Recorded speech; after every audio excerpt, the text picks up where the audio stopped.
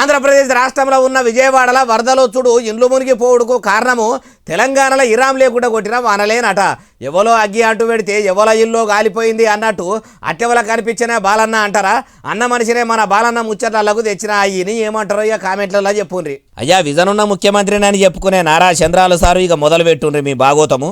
తెలంగాణలో వర్షం పడింది, ఆ నీళ్ళు ఎక్కడికి వచ్చాయి? నేరుగా ఆంధ్రాకి వచ్చి విజయవాడకు వచ్చాయి.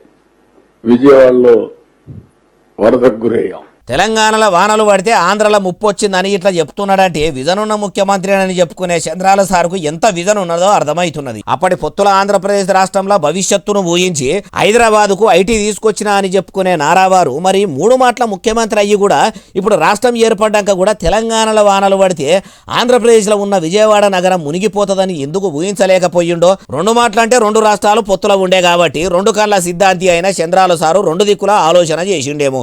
ఇప్పుడు ఒక ఏపీకే ముఖ్యమంత్రి కదా, ఈ విపత్తును ముందుగాల పసిగట్టి నీళ్ల నాపే ఇగురం ఎందుకు చేయలేదో అంటుండ్రు ఈ ముచ్చటిన్నోళ్ళు.